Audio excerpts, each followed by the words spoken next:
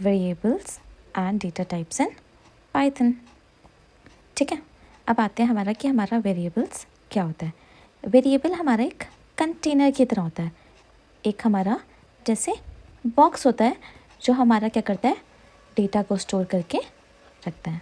ठीक है, वेरिएबल एक हमारा क्या होता है, कंटेनर की टाइप की तरह एक बॉक्स होता है जो हमारे डेटा को होल्ड करता है। ठीक है, इसमें आप अलग अलग टाइप ऑफ डेटा क्या कर सकते हो, स्टोर कर सकते हो, है ना। आपको अगर अल्फ़ाबेट्स हैं तो उनके लिए आप अलग कंटेनर बना सकते हो। आपका इंटीजर है तो उसके लिए आप अलग बॉक्स बना सकते हो। ठीक है, जिस जिस टाइप के डेटा में आप डील करना चाहते हो उसके लिए आप अलग अलग बॉक्सेस, अलग अलग वेरिएबल्स को क्रिएट कर सकते हो। ठीक है, अब फॉर एग्ज़ाम्पल, अब जैसे पाइथन में क्या होता है कि आपको ना कभी कभार डिक्लेयर करने की ज़रूरत ही नहीं है कि आप इंटीजर में हो, इंटीजर में डील कर रहे हो या स्ट्रिंग में डील कर रहे हो, आपको डिक्लेयर करने की ज़रूरत ही नहीं है। पाइथन क्या करता है, उसको ऑटोमेटिकली डिटेक्ट कर लेता है, वो खुद से ही पहचान लेते हैं कि आप किस टाइप ऑफ डेटा में डील करना चाहते हो। ठीक है, अब देखते हैं फॉर एग्ज़ाम्पल, मैंने 3 तरीके के वेरिएबल्स यूज़ करे हैं। ठीक है, एक लिया मैंने x, उसमें अपना डेटा स्टोर करा इंटीजर टाइप का। ठीक है, फिर मैंने एक और लिया, उसमें मैंने करा अपना स्ट्रिंग टाइप का। ठीक है, जब हम अल्फ़ाबेट्स को स्टोर करते हैं तो उसको हम कहते हैं स्ट्रिंग टाइप ऑफ डेटा हमने स्टोर करवाया है। और लास्ट में मैंने अपना क्या करवाया है, प्राइस, जो कि मेरा पॉइंट में है, तो उसको मैं क्या कहती हूँ, वो मेरा किस टाइप का डेटा है, मेरा फ्लोट टाइप का डेटा है। क्लियर है आपको इससे? फिर नेक्स्ट आ जाता है, देखो अब मैंने 3 तरीके का डेटा को यूज़ करा है, एक मैंने इंटीजर करा, एक मैंने स्ट्रिंग करा और एक मैंने करा फ्लोट डेटा टाइप। बट मैंने किसी को भी पहले बताया नहीं, मैंने पाइथन को नहीं बताया कि मैं किस टाइप ऑफ डेटा में डील कर रही हूँ। तो पाइथन ने क्या करा, उसको खुद से डिटेक्ट कर लिया, खुद से वो पहचान गया कि अगर आपने सिर्फ नंबर लिखा है तो वो आपका किस टाइप का डेटा होगा, वो आपका इंटीजर होगा, है ना। अगर आपने अल्फ़ाबेट्स लिखे हैं तो आपका स्ट्रिंग होगा। और लास्ट है हमारा पॉइंट में डेटा में वो डील कर रहा है, तो पाइथन ने ऑटोमेटिकली डिटेक्ट कर लिया कि वो आपका फ्लोट बेस्ड डेटा है। अब क्या होता है कि हमने वेरिएबल्स बनाने हैं। ठीक है, वेरिएबल्स है ना, मतलब हमने क्या करा, एक कंटेनर ले लिया। अब उस कंटेनर का कोई नाम भी रखना पड़ेगा, तभी तो पता चलेगा कि उसमें किस टाइप का डेटा स्टोर है ना। इंटीजर है, फ्लोट है, ताकि पहचानना क्या हो जाए, ईजी हो जाए। तो अब हम डिस्कस करेंगे कि हम कैसे कैसे नाम उसके रख सकते हैं। पहली तो कोशिश हमारी रहेगी कि हम जो नाम रखें ना वो बहुत सिंपल रखें, ताकि हमारे लिए जो है ना एक प्रॉब्लम सॉल्व करना ईजी हो जाए। ठीक है, ईजी हो जाए कि अगर हम उससे रिलेटेड कोई डेटा ढूंढ रहे हैं तो वो हमारे लिए ईजी हो जाए। ठीक है, तो पहली चीज़ हमको ध्यान रखनी है कि हम कभी भी अपना जो वेरिएबल का जो नाम है ना, वो कभी भी किसी स्पेशल कैरेक्टर से स्टार्ट नहीं कर सकते, जैसे @ हो गया। ठीक है, ये सिंबल हो गया। तो हम कोशिश करेंगे कि हमारा जो भी वेरिएबल नेम है ना वो कभी भी किसी स्पेशल कैरेक्टर से स्टार्ट ना हो। पर हाँ, अगर हमें अंडरस्कोर कुछ लिखना है, अंडरस्कोर दीप्ति लिखना है, तो हम अंडरस्कोर से उसका नाम रख सकते हैं। ठीक है, फिर नेक्स्ट क्या आता है हमारा कि हम इसके अंदर लेटर्स यूज़ कर सकते हैं, नंबर्स यूज़ कर सकते हैं और अंडरस्कोर को यूज़ कर सकते हैं। ठीक है, मेक श्योर कि हम इसमें कोई भी स्पेशल कैरेक्टर से नाम स्टार्ट ना करें, वो इनवैलिड माना जाता है।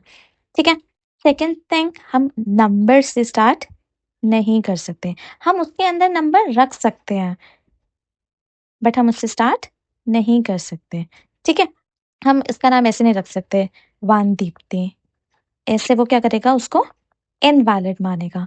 ठीक है, हम उसका नाम रख सकते हैं दीप्ति 1, ये क्या होगा, मेरा वैलिड होता है। ठीक है, उसके बाद ये हमारा केस सेंसिटिव होता है।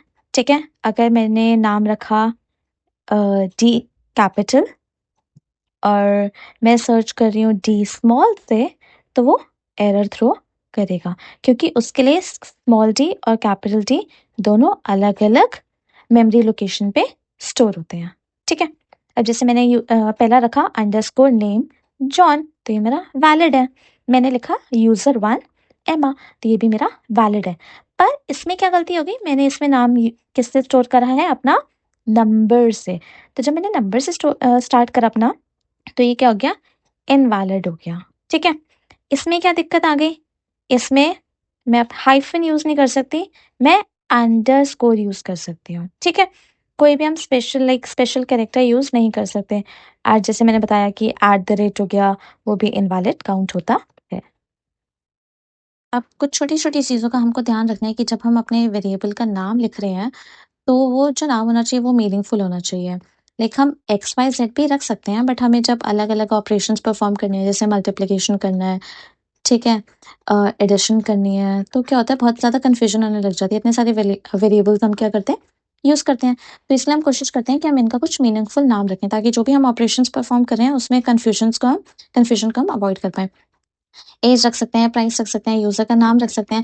बस हमें ध्यान क्या रखना है कि हम अपना जो है वो स्पेशल कैरेक्टर से स्टार्ट ना करें, अंडरस्कोर से हम कर सकते हैं, बट हम स्पेशल कैरेक्टर से स्टार्ट ना करें। हम नंबर से स्टार्ट ना करें, ठीक है? नंबर को हम बाद में यूज़ कर सकते हैं, लाइक जब हम डिफाइन कर रहे हैं वेरिएबल का नाम, बट स्टार्टिंग हम कभी भी नंबर से ना करें, ठीक है? अब आ जाता है हमारा डेटा टाइप, ठीक है? पाइथन में क्या-क्या अलग-अलग डेटा टाइप्स हैं, ठीक है? बिल्ट इन डेटा टाइप्स हैं। तो पहला आ जाता है हमारा स्ट्रिंग।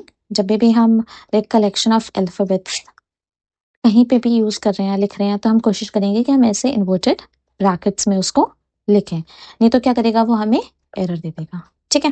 फिर नेक्स्ट आ जाता है हमारा इंटीजर, न्यूमेरिकल, फ्लोट हो जाता है जहाँ पे हम पॉइंट वैल्यूज़ को यूज़ करते हैं, और फिर हमारा कॉम्प्लेक्स हो जाता है जहाँ पे हम क्या करते हैं, अल्फ़ाबेट्स और नंबर्स इन दोनों से मिला के कुछ लाइक कैलकुलेशन परफॉर्म करते हैं, ठीक है? अभी हम प्रैक्टिकली भी इनको यूज़ करेंगे अपनी जुपिटर नोटबुक पे, और वहाँ से हम चेक करेंगे कि हमने कौन-कौन से डेटा टाइप्स को यूज़ करा है, ठीक है?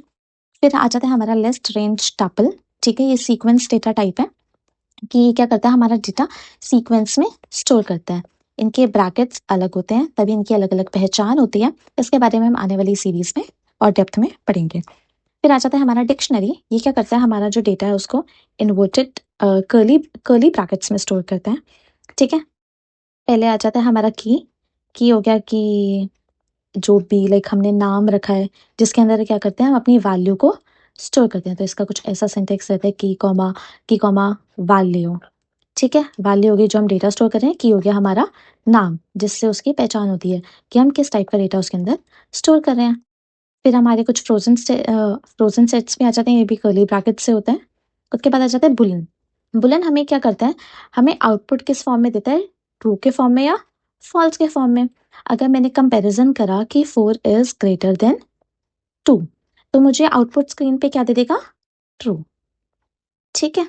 और अगर मैंने लाइक कुछ और कंपेयर करा कि मैंने लिखा जैसे कोई कंडीशन दे दी जो कि मेरी फॉल्स है, तो मेरा आउटपुट स्क्रीन पे रिज़ल्ट आ जाएगा फॉल्स।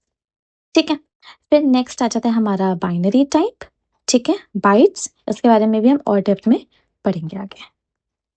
अब हम जुपिटर नोटबुक पे अपना डेटा टाइप पहचानेंगे। जैसे कि मैंने आपको वीडियो में बताया कि ज़रूरी नहीं है कि हमें पहले उसको बताना पड़ेगा कि हम इन टाइप के डेटा में डील कर रहे हैं, तो हम डायरेक्टली लिखेंगे कि x is equal to 10, y is equal to -5, और हम पाइथन को बोलेंगे कि वो बताए कि हम किस टाइप ऑफ डेटा में डील कर रहे हैं। तो मैंने लिखा प्रिंट टाइप x और उसने मुझे बता दिया। फिर नेक्स्ट वैल्यू लेते हैं हम पाई की, दैट इज़ 3.14। सबको पता है, आप कोई और डेसिमल वैल्यू भी ले सकते हो, that is totally your call, but नाम कुछ अच्छा रखना वेरिएबल का। फिर हमने वही सेम लिखा प्रिंट ब्रैकेट में टाइप, फिर ब्रैकेट में पाई लिखा, और लाइक 2 बार हम अपने ब्रैकेट्स को क्लोज करेंगे, तो उसने रिटर्न कर दिया कि हम किस में डील कर रहे हैं, फ्लोट में।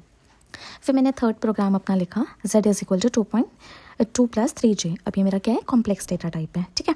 क्योंकि इसमें क्या है, नंबर्स भी हैं और अल्फ़ाबेट्स भी हैं। तो मैंने सेम लिखा प्रिंट टाइप, और फिर मैंने लिखा उसका नाम, जो मैंने अपने वेरिएबल का नाम रखा है z, और उसके बाद 2 बार मैंने अपने ब्रैकेट्स को क्लोज कर दिया, उसने बता दिया कि आपका कॉम्प्लेक्स डेटा टाइप है।